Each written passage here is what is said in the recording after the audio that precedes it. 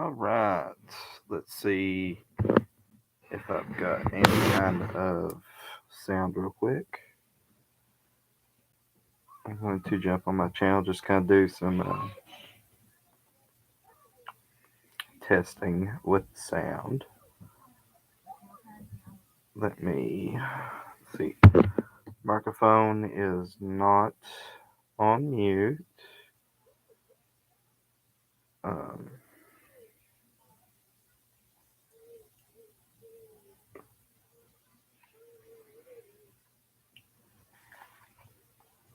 let's see here. Let's see here. Yeah, that's got it. Let's see here. Yeah, that's got it. Let's see here. Yeah, that's Okay. You're lagging. All right. So, hello everybody. Anybody that can join my stream, welcome.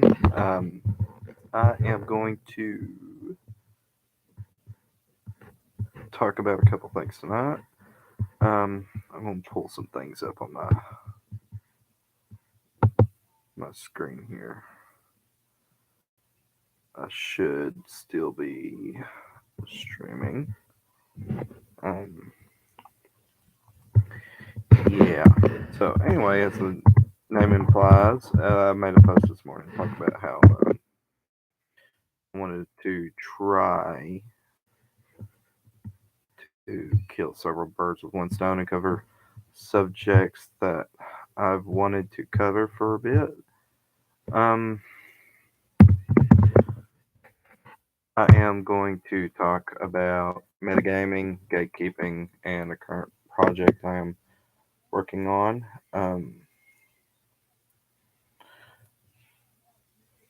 We're going to start off with metagaming, right? So um, we had a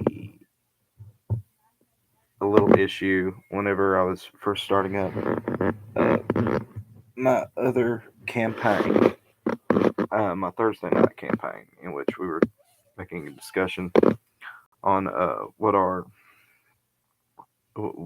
the group um, should be doing, so to speak, to prepare for the old island fortress. And there was a particular job that I put up on the board of the tavern, just just had to do with like slaying sturges, really. And we had a situation in which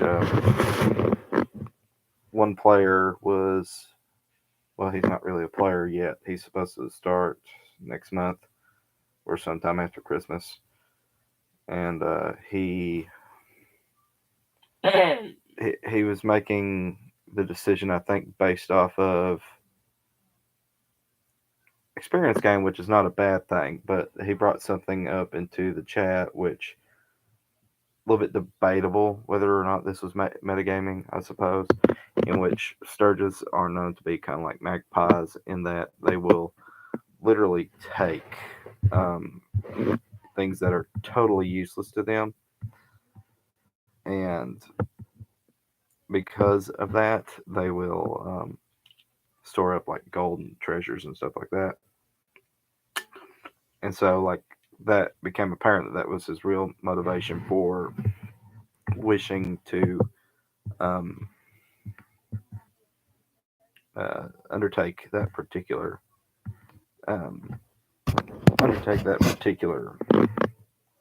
job.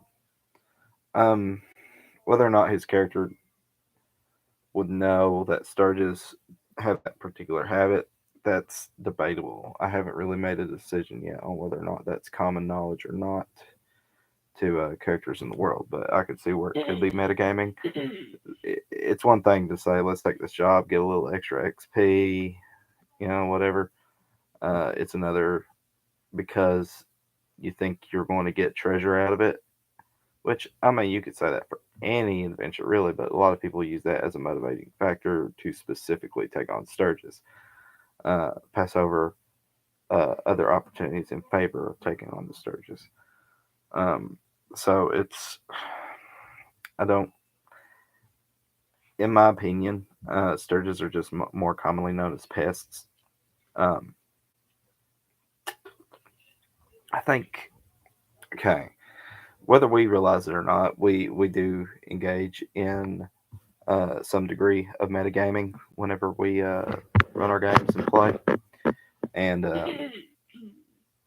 it's more like how serious of the degree is it until it becomes a problem, right? Because it's one thing now when it's game time. Obviously, those discussions are put off to the side. Um, the players want to immerse themselves, go on an adventure, find treasure, kill monsters, that kind of thing. Um, so it's one thing when uh, players are having this discussion outside of gameplay and just kind of strategizing and stuff. It's another when you're having that active discussion at the table, I suppose. In which case, yes, those kind of discussions should be dropped immediately. Not only in terms of for the good of the game, but also because it's just simple etiquette. Like it's kind of rude to talk about that whenever you've got a group of people that want to have an immersive experience within the game. That's why everybody shows up to the tables, right?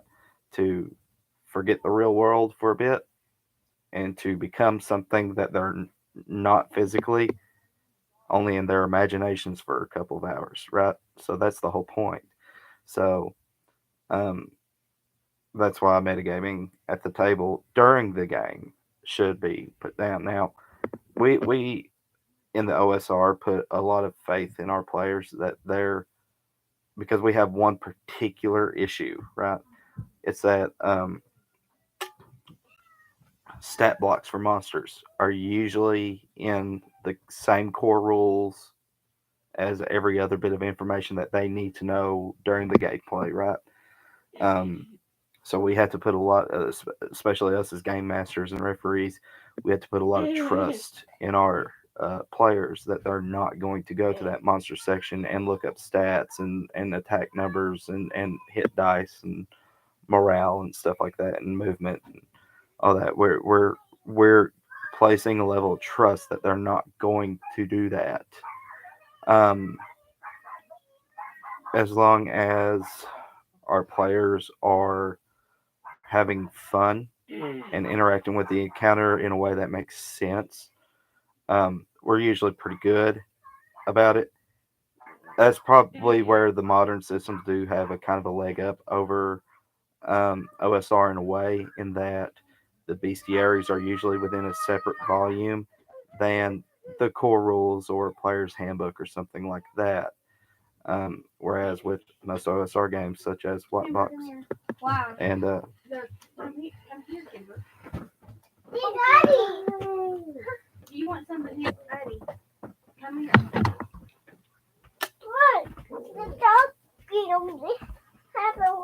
I'm coming. I'm waiting for your sister. Look, it's mommy's on. Wake up. mm-hmm. We're going to the Ryan tail. he got something for the kids. I'm trying to get them to go here. Okay. Yeah, I'm live streaming right now, so. Would you go?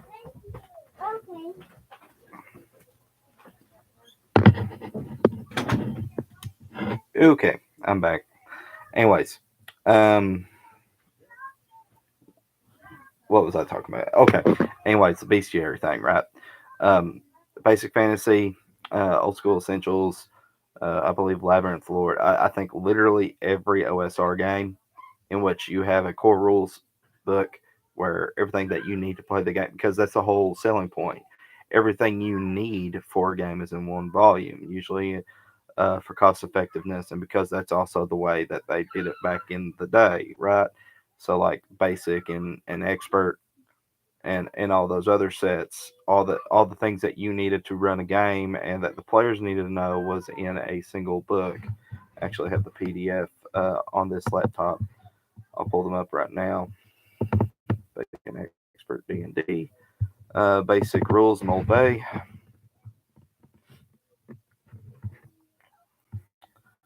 So the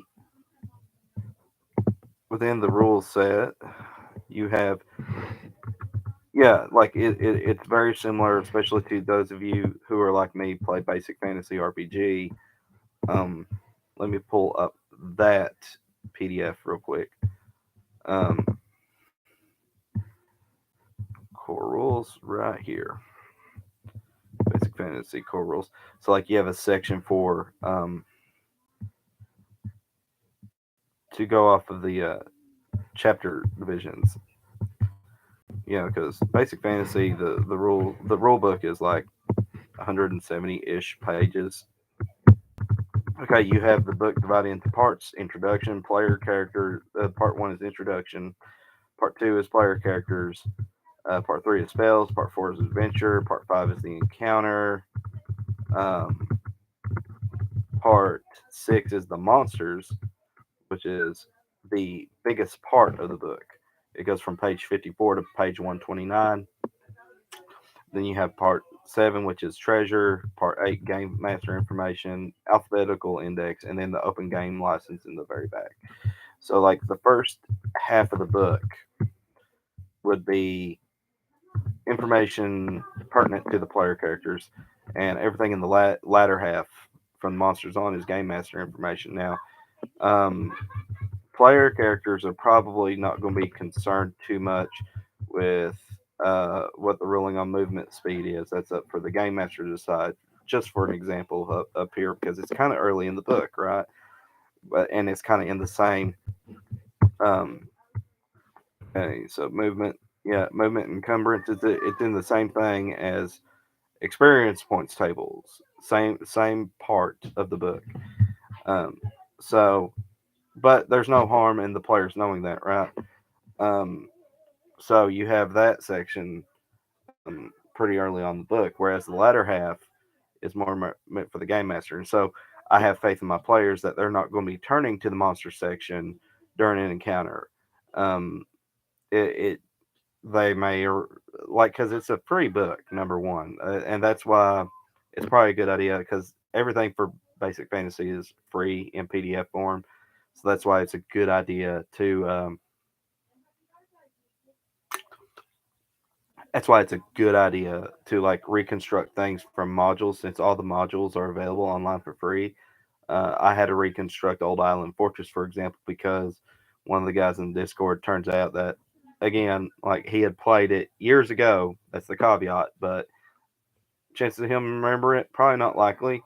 But just in case, take that as have a contingency plan for it. Plus, I think it's a good idea, a good practice. That way, you know what goes into the dungeon, and you can add some flavor yourself. Like I added a room to Old Island Fortress that didn't exist, and the players, it was an interesting little encounter, and the players got something pretty good out of it. Um, they haven't figured out what that thing does yet, and I've got a couple of my players on there. Just tweak your monsters so they are a little bit different than the book. Absolutely. Um, I, for one, roll my hit dice for monsters. I don't use them in the book. And of course, where I use reaction rolls all the time, whatever the book says the monsters are supposed to be in the book, I don't really pay attention so much to that because I'm not paying attention to a narrative encounter, not in the same way that somebody from a modern system would be, but I'm paying attention to a narrative that's coming about from the adventuring part of that, right? So, like for example, I'm going to take because both groups have encountered this, so I have no worries in spoiling it. A goblin encounter and a kobold encounter that's in the books. I like getting the books off of Amazon. Saves me some paper. Absolutely, I've got them right over here in physical copy, and I have them on PDF. I'll have my PDF up for room descriptions on the screen during my games, but I'll have the book open for the map section because for some reason I read the map better when it's in book form than when it is on the screen. So, but so I don't feel bad for spoiling this because both groups have gone through this so far. But there's a goblin encounter and a kobold encounter in the Old Island Fortress. One group had a totally horrible time with the goblin encounter, while the other group actually had a temporary alliance with the goblins. And then there's also a kobold tribe in there, and one group ended up having not necessarily an alliance, but a mutually agreed upon terms that we're not going to bother you, just please don't bother us. And the other group had a fight that ended up with the magic user casting sleep and everybody dousing them in oil and then setting them on fire with torches, and um, it became very interesting. So there's that part. Um, but so anyway, to get back to my definition of metagaming, if I had not reconstructed the old island fortress the way that I did, and if I didn't use reaction rolls and stuff like that, well, then the guy who had ran it several years before, which I didn't know ahead of time because I put the ad up for looking for players on Discord, and he answered it, and he's still allowed to play. I just had to reconstruct everything, which should be honestly a practice that referees and game masters should have, in my opinion, to keep things different. If it weren't for reaction rolls and for reconstructing the old island fortress, the he would have been able to predict everything. He would have had that outside knowledge, that metagaming knowledge. I think a lot of people don't know if somebody doesn't know exactly what metagaming is. The best definition of metagaming is basically bringing in knowledge that the player character doesn't know into the game for the goal of getting an advantage over the game, so to speak. It's kind of like let me take some of you guys might not be video gamers, and that's totally fine. But I'm going to use Dark Souls as an example, right? So I know several different ways in Dark Souls that I could exploit it to where I could become max level uh, just after the Asylum Demon boss fight, which is the first boss fight of the game. I don't do that because I find that a very boring way. That puts me at an advantage in the game, right? So there's that problem. I'm using outside knowledge, whereas I didn't have that knowledge on my first playthrough of that game, right? Just as an example. But that you could argue that's a form of metagaming, and it is. And so it's no different really with TTRPGs using that knowledge from outside of the game to bring in and try to get an advantage. And of course, this leads to a lot of bad blood at the table if you ignore it. Um, I haven't had that problem. I've made sure that I had some contingency plans in play to avoid that problem. Um, but it can it like I have heard plenty of stories where people didn't nip it in the bud very early on, and so it became an issue either immediately or down the road somewhere. Like, because what's good for the goose is good for the gander. So, like, if this player's allowed to have that knowledge, why can't somebody else have that knowledge? If somebody knows that this monster is only damaged by magical weapons, why doesn't this player know that? It's kind of it's one of those things where you have to leave that alone. Um, I think let's take in the case of trolls. I think everybody knows what a troll is and what a troll is normally damaged by. But let's say the players know that, but the player characters don't know that. I think it's reasonable to assume that if the party decides to flee from it, especially if they're early level and they don't have anything to damage this thing and kill it, then I think it is reasonable to assume that they would run away from it simply because it's a big bad monster. Is that a form of metagaming? To a degree, not really metagaming, in my opinion, not to what the definition is, because they're not using it to an advantage. They're using it in terms of survival, and it can be reasonably assumed that the characters would run away from something like this. Whereas if the player said, "Let's get away because we need," it's only damaged by a specific type of damage, then yeah, that's metagaming. But this particular subject, I'm pretty much done talking about because I think it's pretty self-explanatory. I'm going to move on to not metagaming, gatekeeping. Gatekeeping is a term I believe is misused, especially today. Um, we often hear on both sides of this, especially when politics gets involved in the game, right? And by the way, I'm going to leave my politics out of this discussion. But gatekeeping, um, people misuse the term. Gate, what gatekeeping actually is when you're trying to force somebody out of something and keep them out. A very good example, for example, is I don't know how many of you guys watch combat sports at all.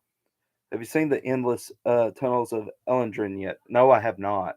I need to. Um, so let me get so with to use combat sports as an example, right?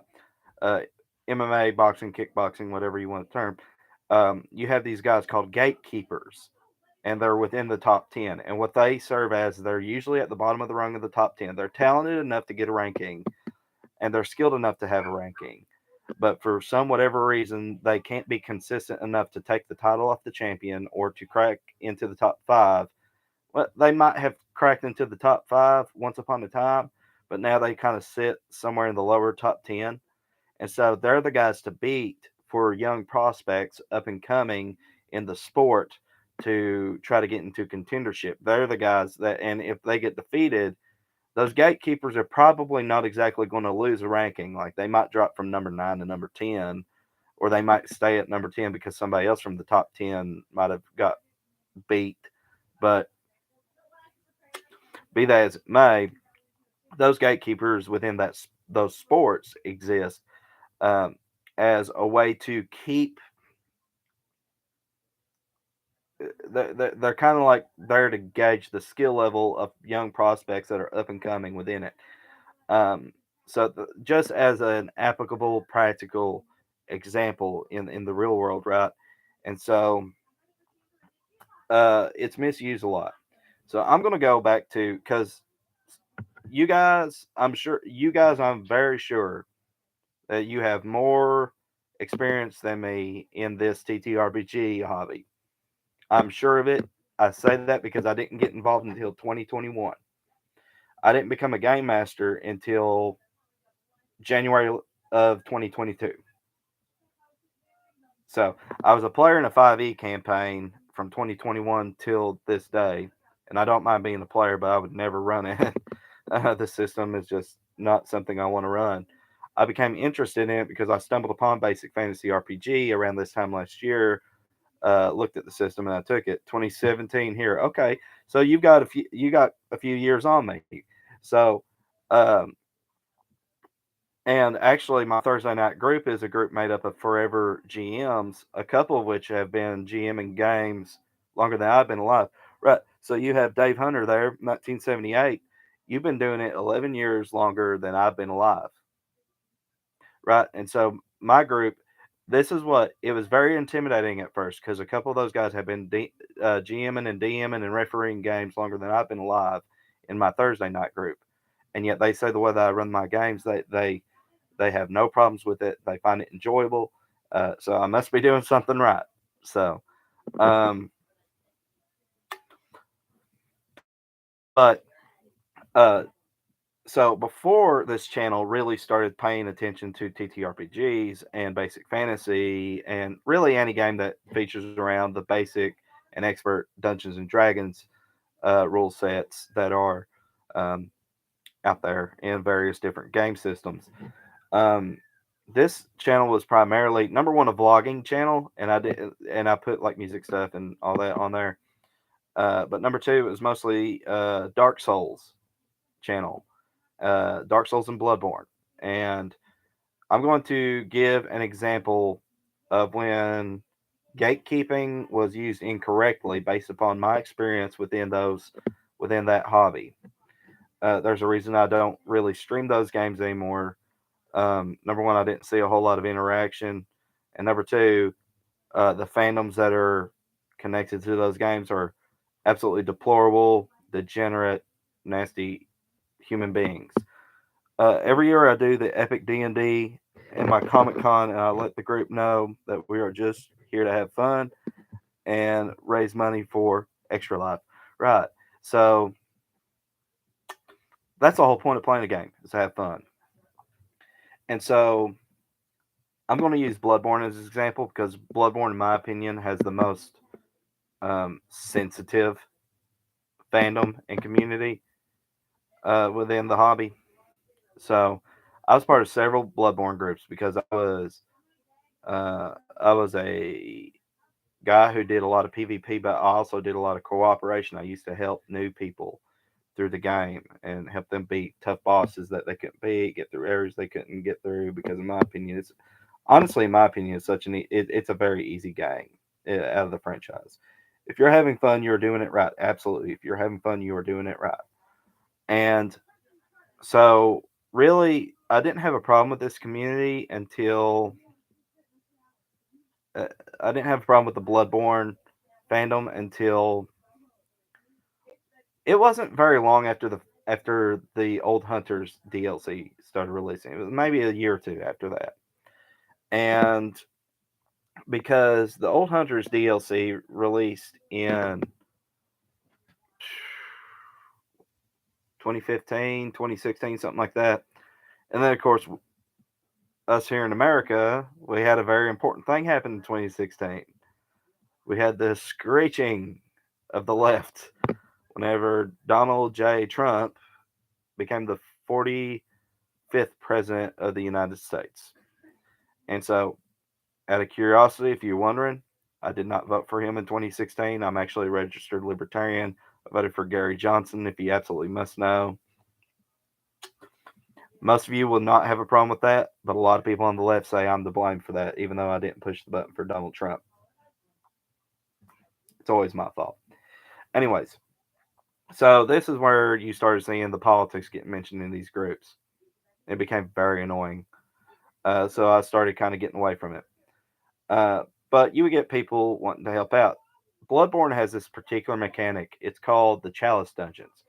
Basically, what it is, and I'm going to explain it to you because I'm sure a couple of you guys don't know what that is.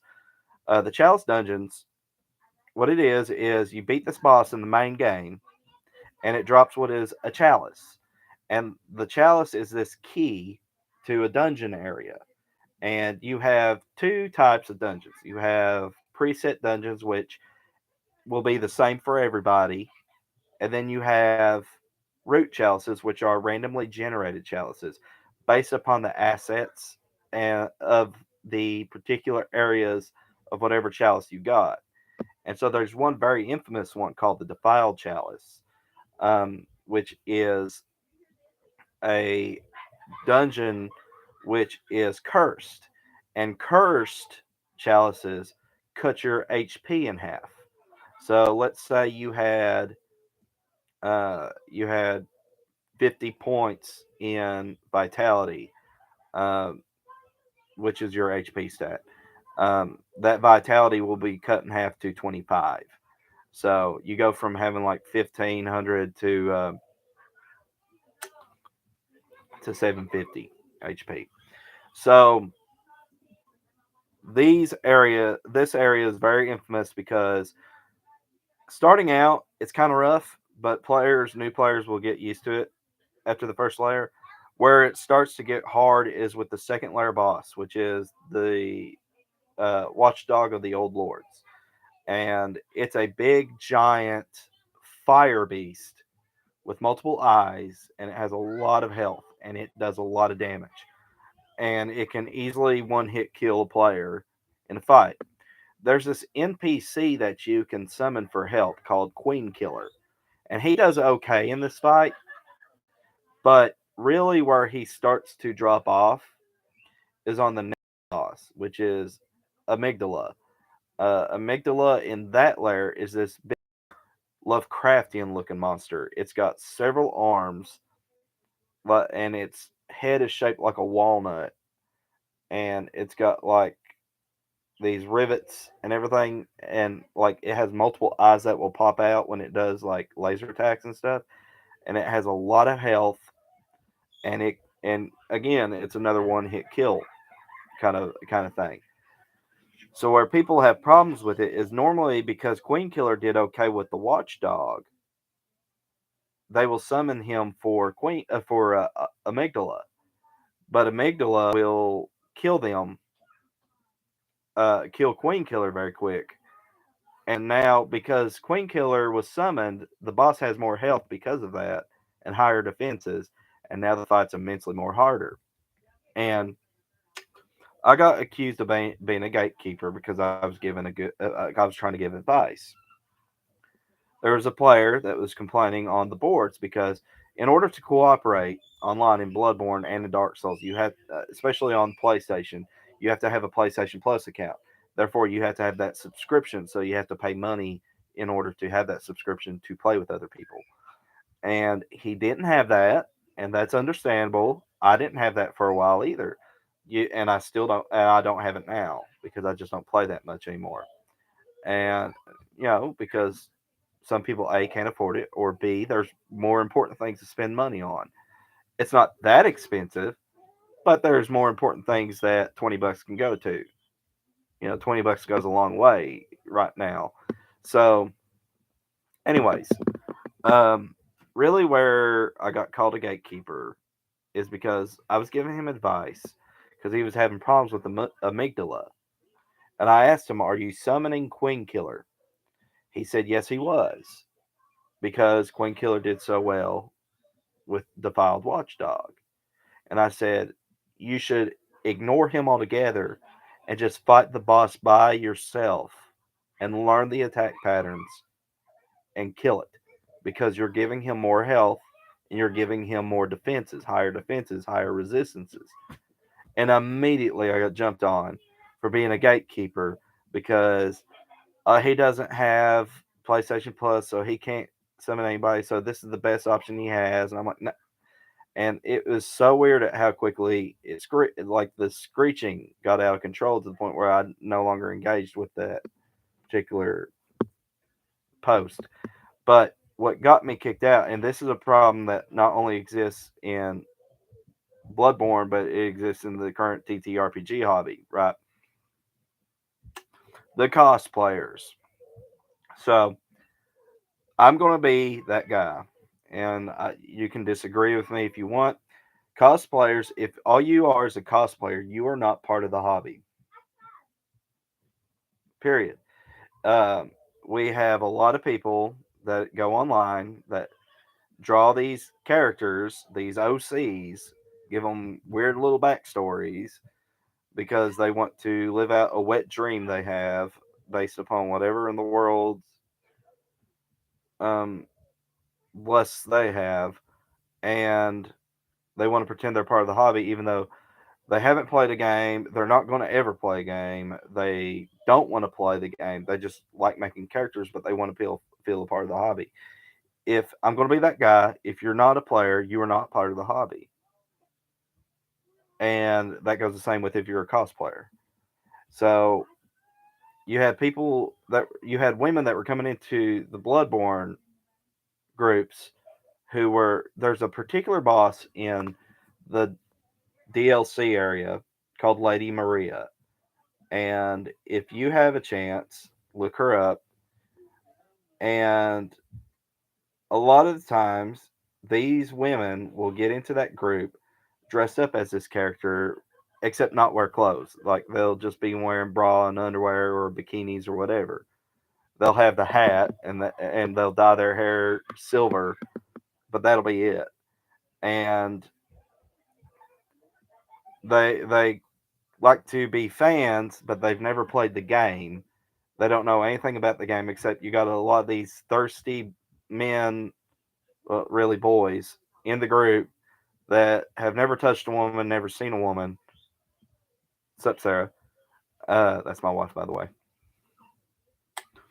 Um, so you got a lot of these thirsty men, thirsty boys, really, that never touched a woman, never seen a woman, never going to interact with a woman, that are scared of women, that are lusting after these women dressed up as this character. And I use dressed up loosely because it's not really cosplaying when all you're doing is dyeing your hair wearing a hat. So And I said that I said I didn't see the point of having these posts. This is idiotic.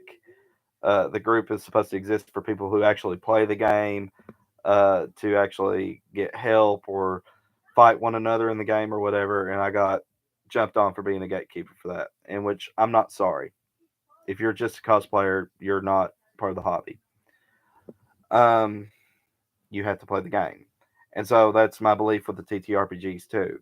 If you're just somebody that likes to attach yourself to the culture of the game, but it's one thing when you can't find a group. Well, I understand that because I would love to be a player in a basic fantasy RPG game or some other OSR game. I would love to be a player. The only games I can find are uh, they're either running Morgan's Fort, in which I have too much knowledge. I would be metagaming the crap out of it. Like I just because I've ran it so many times, I wouldn't be able to put it aside.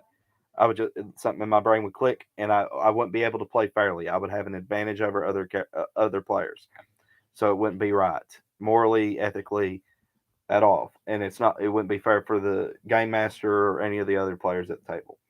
So, or if they're available, they're full up. They have no more room. Sorry, I got a cough. I didn't want to cough in the microphone and make everybody's ears hurt. So, anyways, um,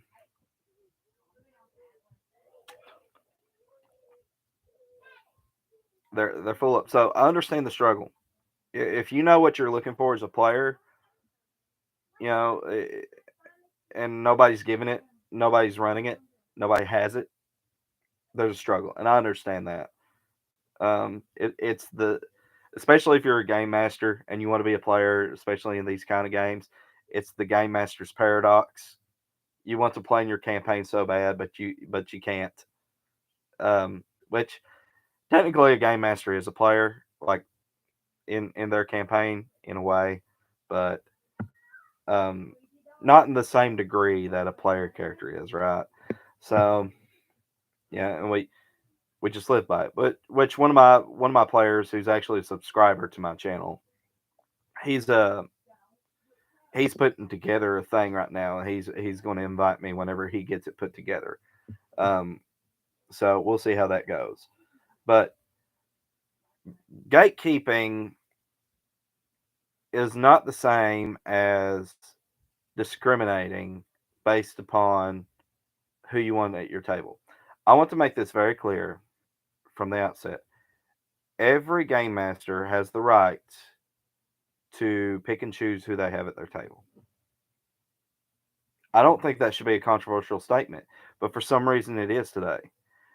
This is, you could argue that this to a degree, a you could say this to a degree is gatekeeping, not letting particular people at your table. You do it all the time, which for one group, for my Monday night group, which we took a hiatus tonight. We took a break tonight. But for my Monday night group, we're all personal friends. We know each other. Um, we're not going to bring outsiders in. We only bring people we know. For my play by post, it's made up of different people, and literally, as long as they be a mature adult, they're welcome. We're full up. We have, in my opinion, too many people, but we're right at the maximum of what we need for that game. So they're welcome. Everybody's acting like a mature adult. They've met those standards. They were the first come, first serves, and they're doing good. And then with the other group, we have 4 players.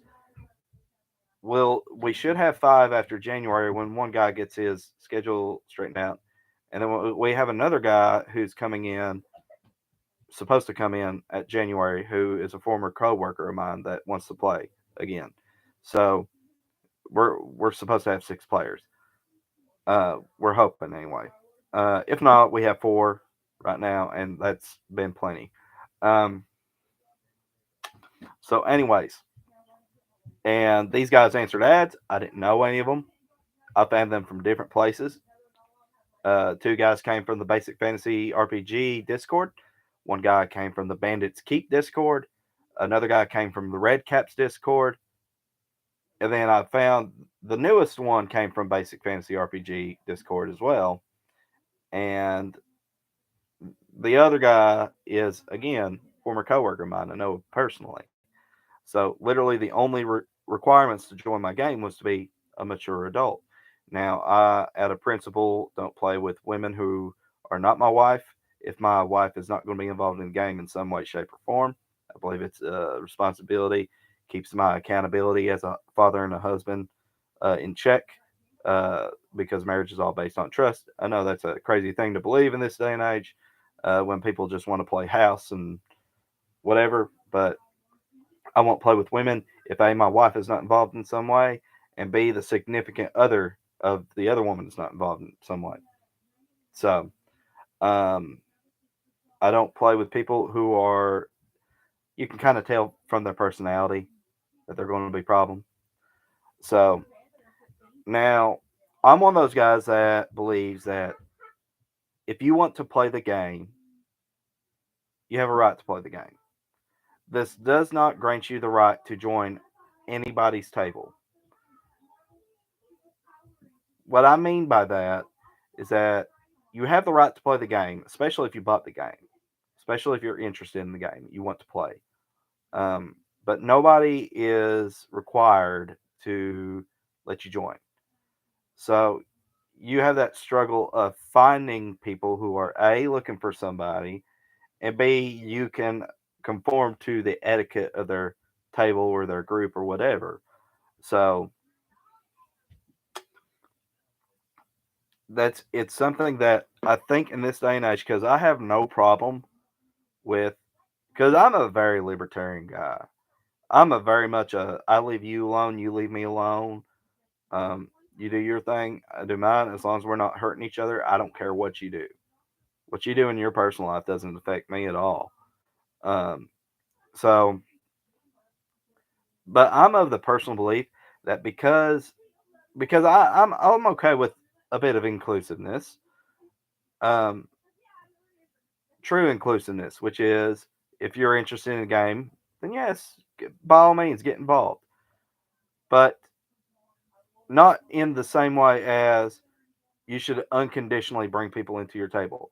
Uh, for example, if we were to bring in people unconditionally to our tables, well, then I would have to open up my tables to pedophiles, and I'm not going to do that. Absolutely not.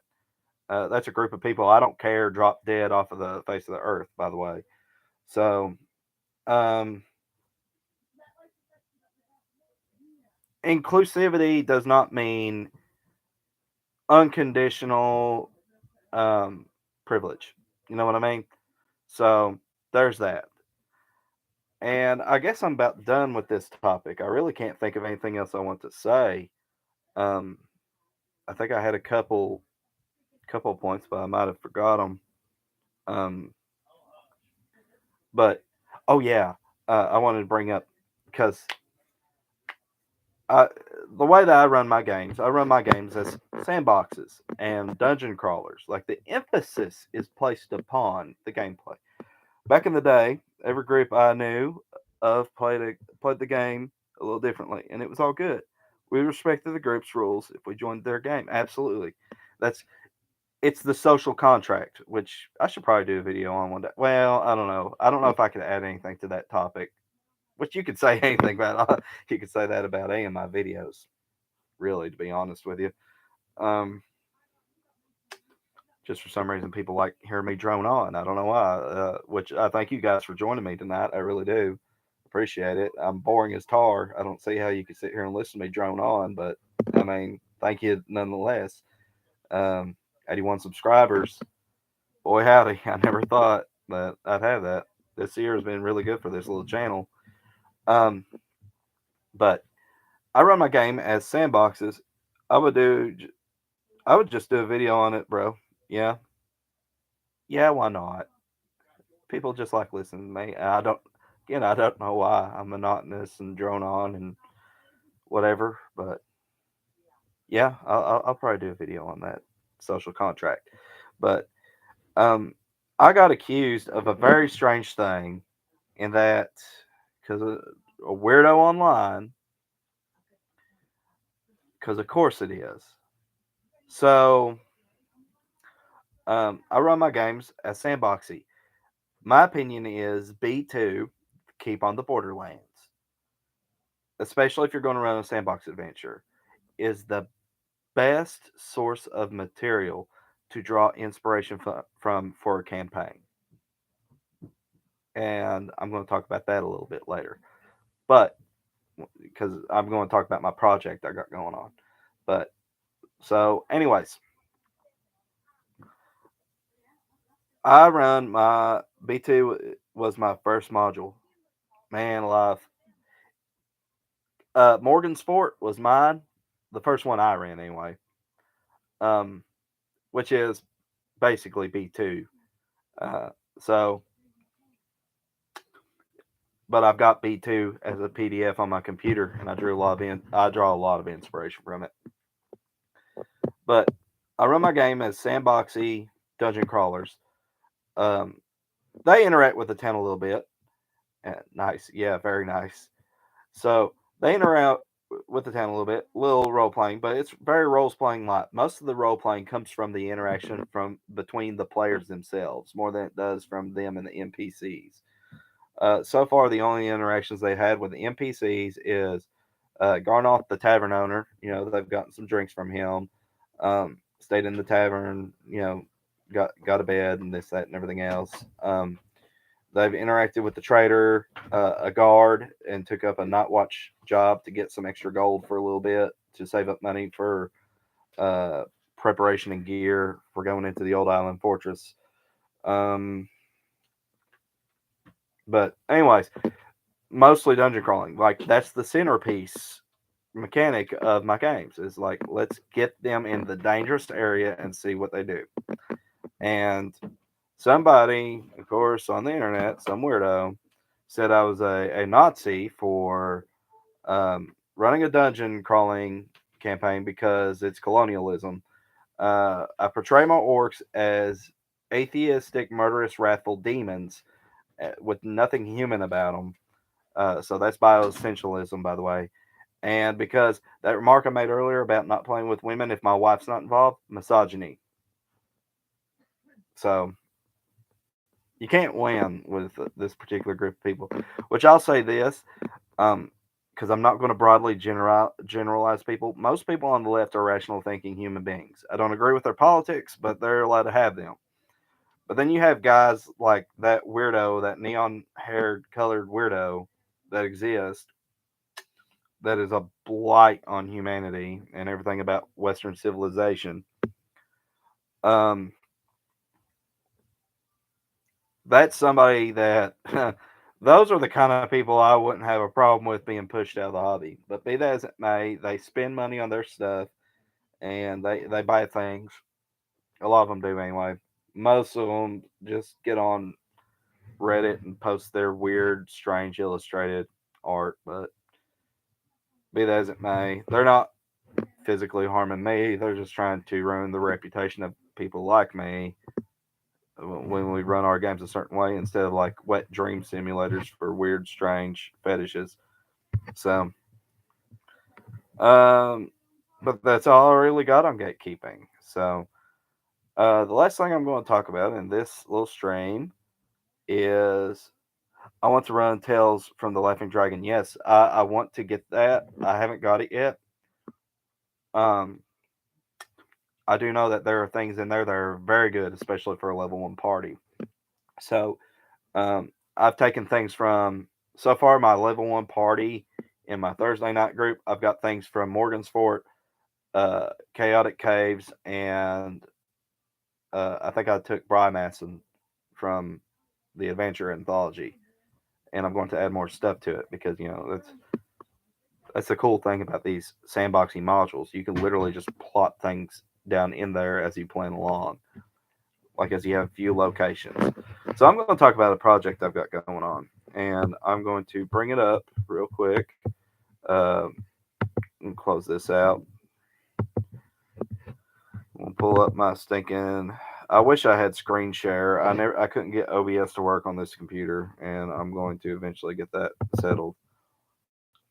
So I would love to show the hex map, but even though it's not a great hex map, it is mine, and it was a step in the direction I needed to go. So I don't know if you guys are familiar with the the Gygax 75 challenge. Now, this I had dismissed when I first heard about it as just a passing fad. I knew nothing about it. So I just dismissed it because, fads kind of come and go in this hobby until somebody's like, oh no, it's based off of something that Gary Gygax wrote. And, my research into it, yeah, that's true. So, start taking a look at it last week. I'm on week 2, but I started doing a little bit of work on week 3. Um, it's a very basic concept. It is to make a playable campaign within 5 weeks. Now, that's not to say that you have a whole entire living, breathing world in 5 weeks, but you have enough to start a homebrewed campaign. So, um, let me bring it up. So, I got week 1, the concept. Articulate the big ideas and gather sources. Sorry, I meant to mute my microphone, but I couldn't get to it in time. So, Ernest Gary Gygax once wrote, "Step 1 is something you do in your head. Now, fantasy, swords, and sorcery games need not have any fixed basis for the assumptions made by its referee, my own doesn't, except those which embrace the whole of fantasy. This sort of campaign can mix any and all of the various bases which will be mentioned below, and then some. Settings based upon limits, if one can speak of fantasy limits, can be very interesting in themselves, providing the scope of the setting will allow the players relative free reign to their imaginations." So that was written by Gygax because this whole thing is based upon a particular article he wrote once upon a time, and I thought it was an interesting concept. And so I started once I started seeing what everybody else was doing. So this little workbook has an example that the author himself was going through, which the author is, let me give credit where credit is due. I can't remember the author's name. Let me scroll up. Ray Otis. So the workbook is a basic has a basic check mark kind of thing going on with it. You tackle the tasks at hand and you go with it. So step 1 was get or create a notebook, which I use my computer. The next step on week 1 was develop your pitch. Write down 3 to 7 well-crafted bullet points that will both communicate and sell the world to your players. And so I will give you what my creation looks like so far. So my creation is called Anglovan, a basic fantasy role-playing game campaign setting. I will donate this eventually to the forums on basicfantasy.org whenever I get it completed and start playtesting it for other people to have.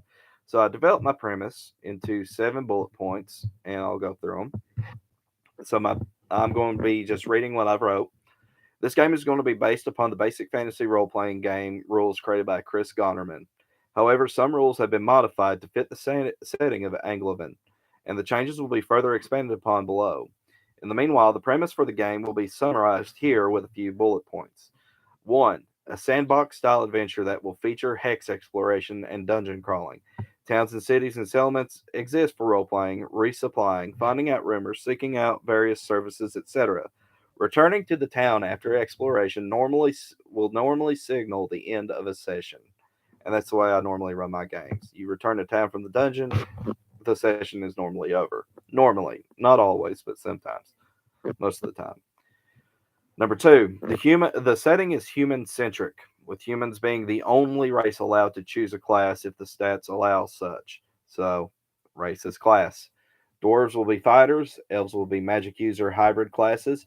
Halflings will be thieves with adjusted stats. 3. Towns and cities are ran by high ranking clerics, as Anglovan is a parish. 4. Elves and dwarves are generally distrusted by humans, as they are often blamed for various diseases and plagues that sometimes attack humanity. 5. Race will be determined by percentile dice. 6. Orcs are not a race, they are a monster.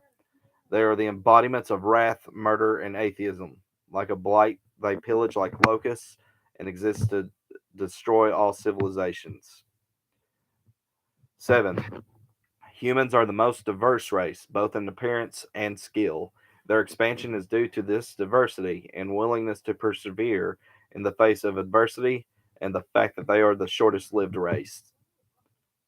So, uh, then I see something on the font that I need to update. I need to put that as Saltane or whatever it's called.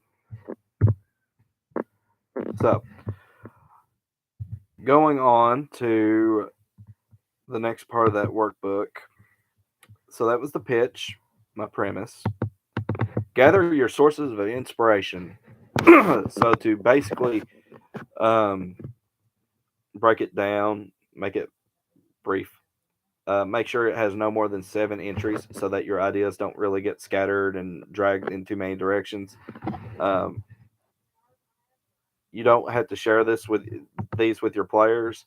Gygax actually discouraged that, but it's your thing. If you want to share that with your players, feel free. So my inspirational materials: number 1, The Hobbit by J.R.R. Tolkien, which I'm currently rereading. Number 2, The Lord of the Rings by J.R.R. Tolkien, which I will reread after The Hobbit.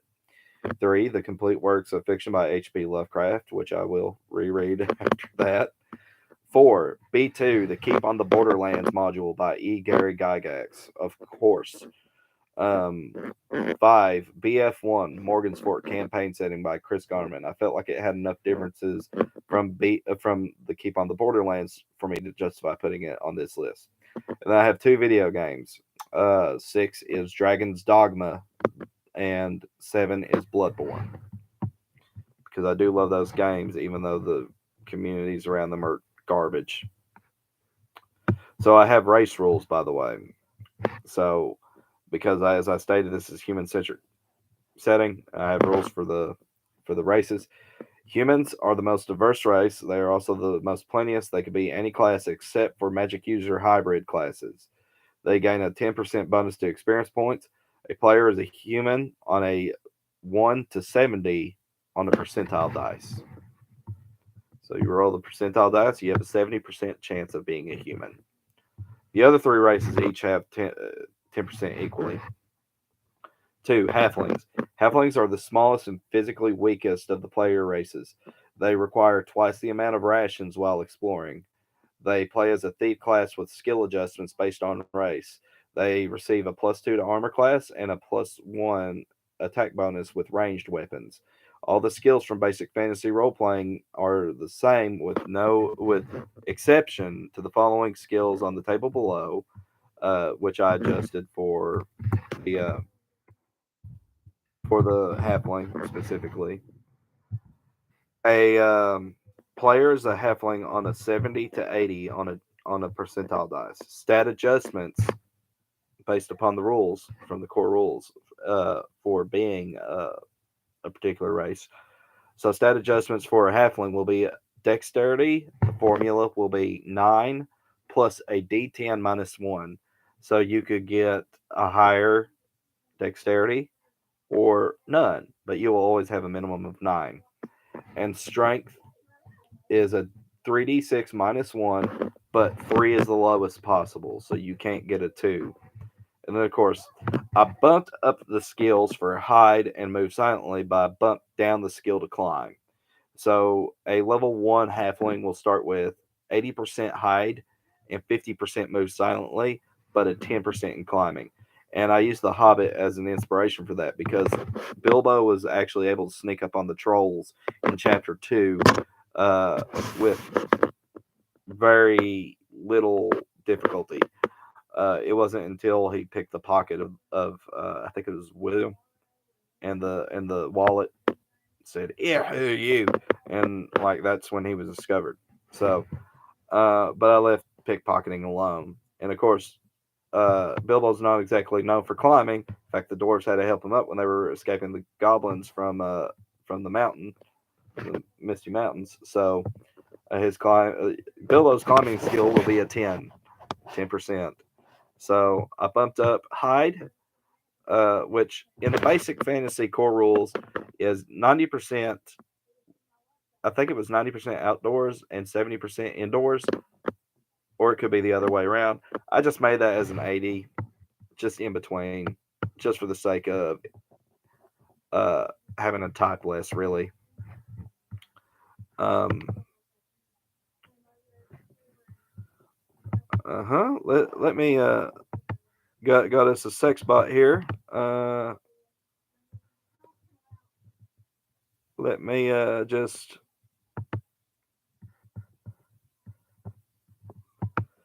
let me just there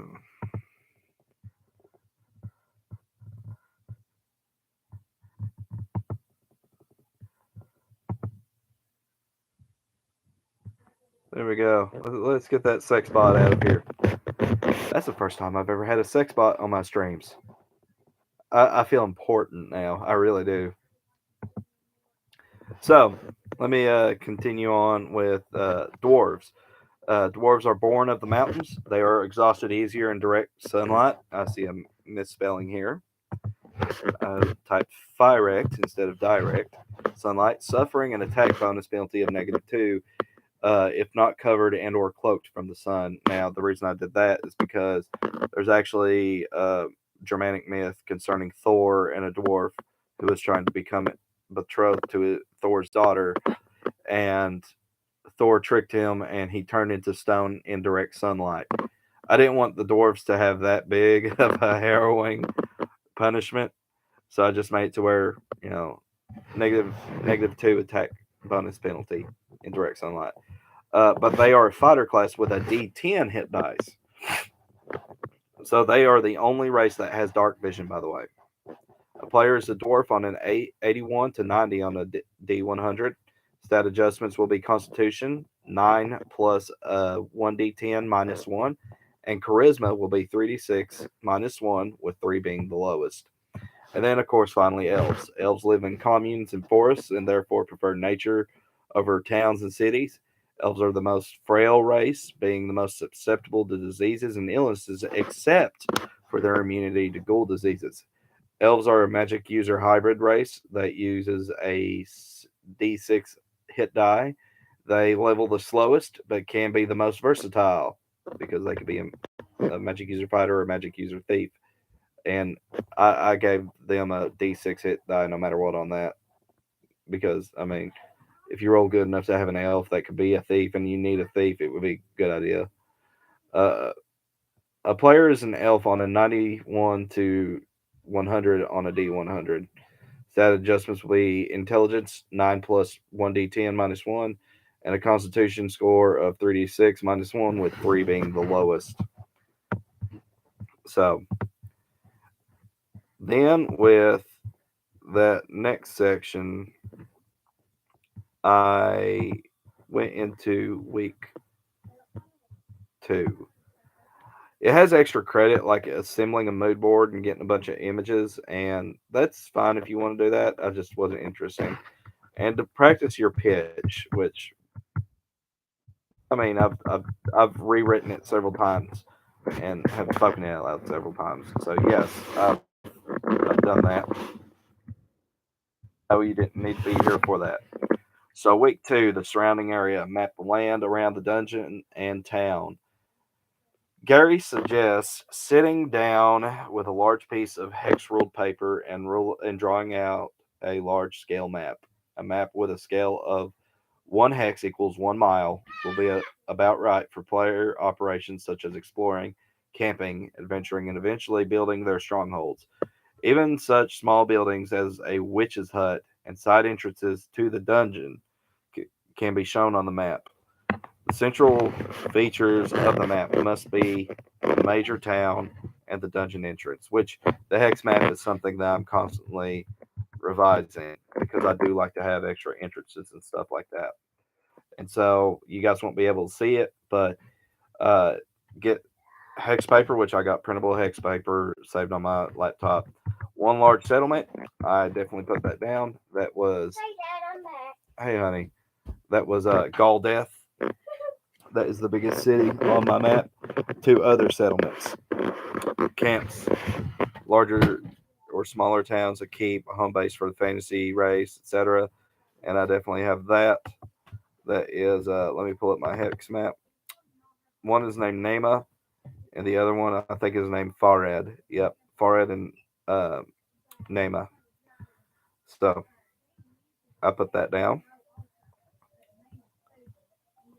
One major terrain feature covering at least three hexes. I have several, which I haven't named the lakes yet, but I've got the Hills of Spirits, which will have a nice little mysterious area.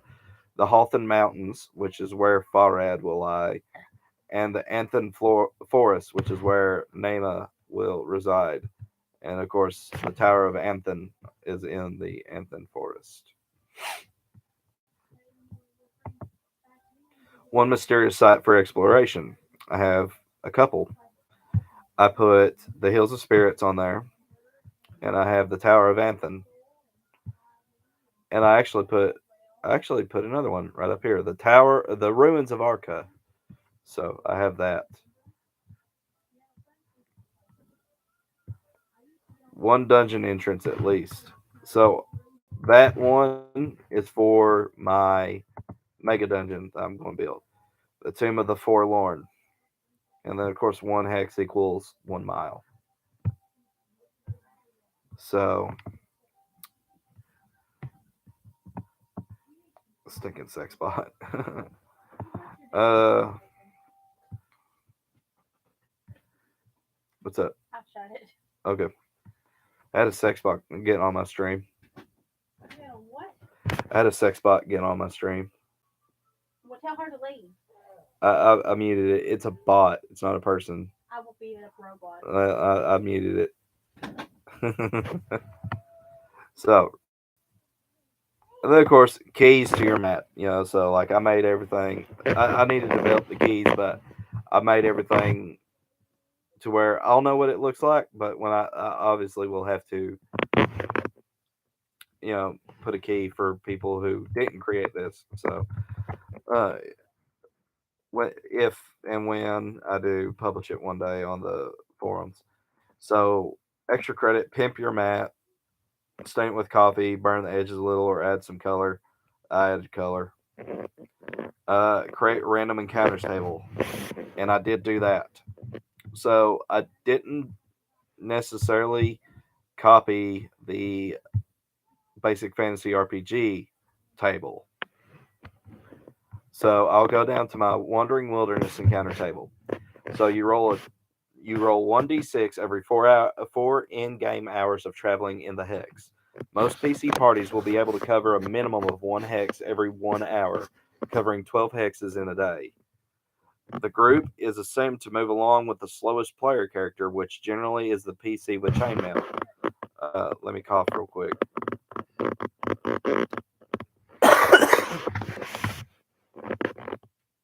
However, if your group does not include a PC with chainmail or heavier armor, feel free to adjust this.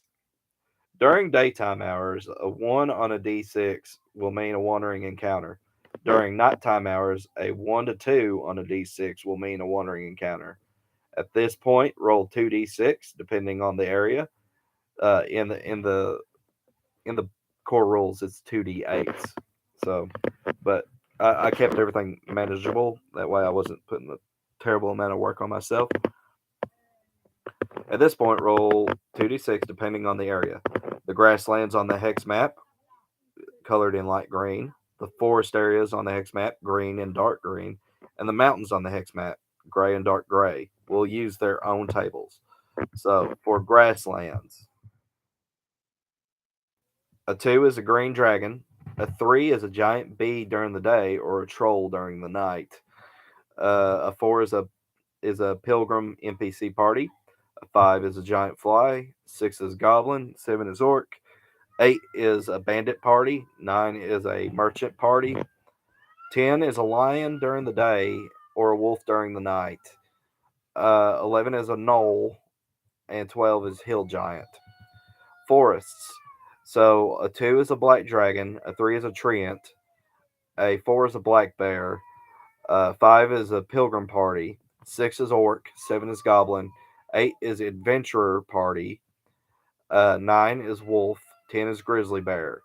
11 is owlbear. And a 12 is a unicorn. Uh, for mountains, which I did not seem to remember to put the heading on that.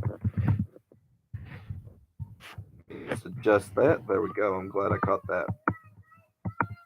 So, a 2 is a white dragon. A 3 is a chimera. A 4 is an adventurer party. A 5 is a mountain lion. A 6 is an orc. 7 is goblin. 8 is ogre. 9 is a hill giant. 10 is a giant hawk during the day or a werewolf during the night. 11 is a displacer. And 12 is a red dragon.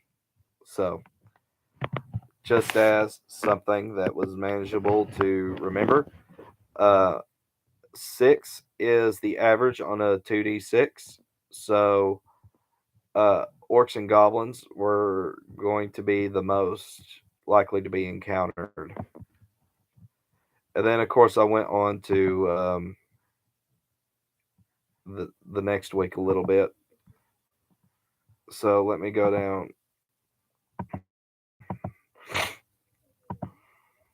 And of course, dungeon. Draw and stock 3 levels of your dungeon. So I'm working ahead a little bit. So, E. Gary Gygax writes, Step 3 is very difficult and time consuming. Each level should have a central theme and some distinguishing feature, i.e., a level with large open areas swarming with goblins, one where the basic pattern of corridors seems to repeat endlessly, one inhabited by nothing but fire dwelling or fire using monsters, etc. As each level is finished, the various means of getting to lower levels must be keyed and noted on the appropriate lower levels. A careful plan of what monsters and treasures will be found where on each level is also most necessary, and it can take as long to prepare as the level itself. So, this is obviously because this is going to be my favorite section, the dungeon making. The Tomb of the Forlorn is going to be the thing that I've been looking forward to. So, the tasks at hand describe the entrance to the dungeon in 7 to 10 words. You can tell a lot about a place by looking at its doors. I did way more than that. uh, the way I described the entrance, a gate rusted and hanging on its hinges swings in the wind. The passage beyond the ancient and useless bars heads downward into a dark opening. The yawning darkness ahead of you seems surreal, almost as if it is alive and beckoning you to the depths below. And I put a little lore above it. So, the lore I put for it, because it got my creative juices flowing. The Tomb of the Forlorn is an ancient site that is located 6 miles southeast of Galdeth. The purpose of the tomb is unknown, having existed longer than Galdeth. I'm sorry. Perhaps it is older than Anglovin itself. It is thought to have been the final resting place of a primordial human that may have had direct communion with deities unknown and strange to the clergy of Anglovin. It is considered forbidden ground by the church, and even dwarves and elves shun the location as alien and malevolent. It is believed this primordial man died alone and hopeless, shackled to the abyssal things he held fellowship with. This is where many believe the tensions between humans and other races began. Dwarves and elves blame the humans for unleashing blasphemous beings and magics, while humans believe the dwarves and elves in response use those forbidden magics to curse humanity with plagues. So this is ground zero for a lot of the tensions that will exist in Anglovin. Um, So I just began on week 3 because I wanted to get ahead a little bit. That way I wouldn't be hurting terribly. But I've been going for about an hour and 15 minutes. I'm going to get ready to sign off. Thank you guys immensely for joining me tonight. Thank you for listening to what I had to say. Whether you were entertained or got good ideas from it or not, I thank you nonetheless. I appreciate it. Um, I want to give a sincere thank you. 81 subscribers. When I started this channel, I never thought I'd get past 10. It was very niche. Um, and then whenever I started posting stuff on this hobby, people just, for whatever reason, wanted to listen to me. Um, and I appreciate it. I want to give a special shout out Fred Daniels, or Daniel, I can't remember, but you know who you are.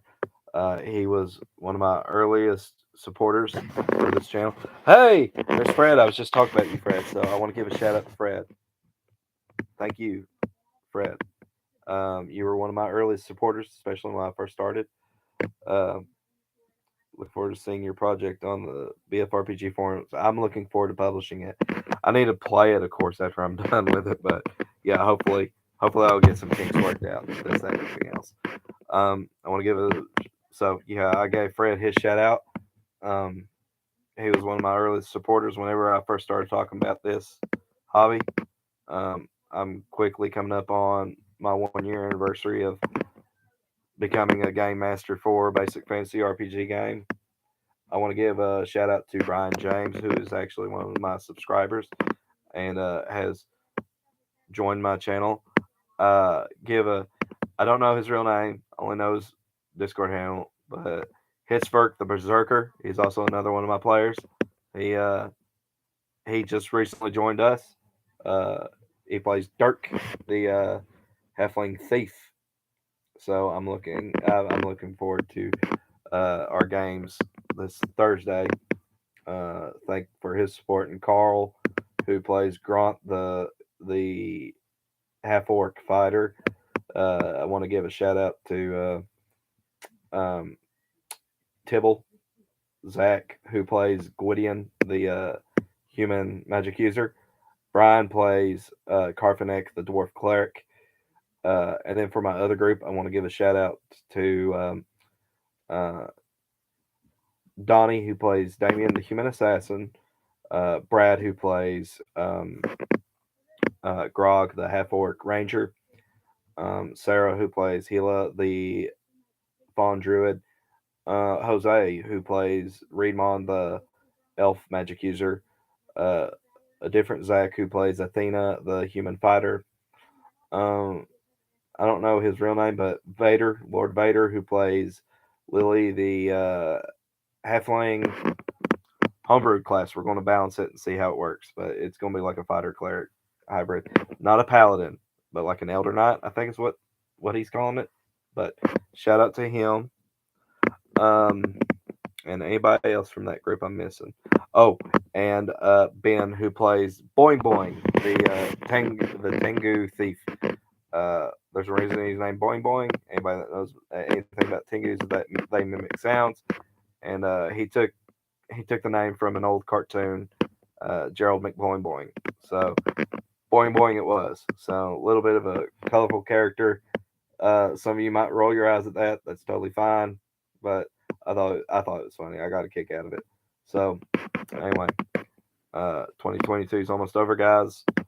Um, this time of year can be.